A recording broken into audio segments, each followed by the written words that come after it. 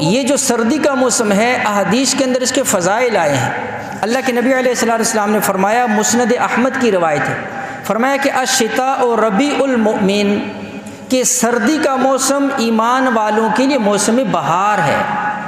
جیسے دنیا کے اندر موسم بہار ہوتا ہے اور خوبصورت پھول اور بڑا معتدل قسم کا موسم، لوگ اس کو بڑا پسند کرتے ہیں، فرمایا مومن کے لیے سردی کا موسم بہار کا موسم ہے۔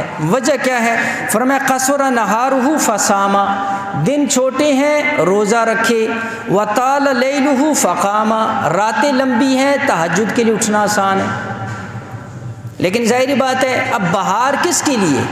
جو اس چیز کے اوپر عمل کرے گا، جو واقعی ہی اس کے دن کی ٹھنڈک اور دن کے مختصر ہونے کا فائدہ اٹھاتے ہوئے روزہ رکھے گا۔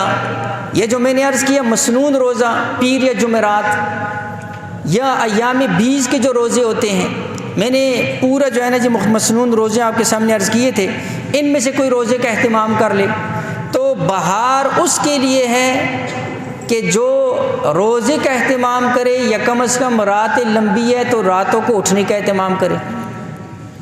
اب یہاں پر رات کے قیام کا ذکر ہے، اور اتنی افسوس کی بات ہے کہ کئی تو فرض نماز بھی جو ہے نا جی اس کے لیے بھی نہیں اٹھتے ہیں، حالانکہ یہ نوافل کا بیان ہے، نوافل کا ذکر ہے۔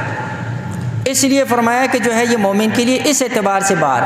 حضرت عمر رضی اللہ تعالیٰ فرماتے ہیں الشتاء غنیمت العابدین، فرمایا کہ جو عابدین ہیں، عبادت کرنے والے ہیں، ان کے لیے موسم سرما غنیمت ہے۔ غنیمت کا مطلب ہوتا ہے لوٹنے کا موسم، یعنی رب تعالیٰ سے اس کی نعمتیں، اس کی رضا، اپنے گناہوں کی بخشش، گناہوں کی مغفرت، جنت کے درجات کے لوٹنے کا موسم۔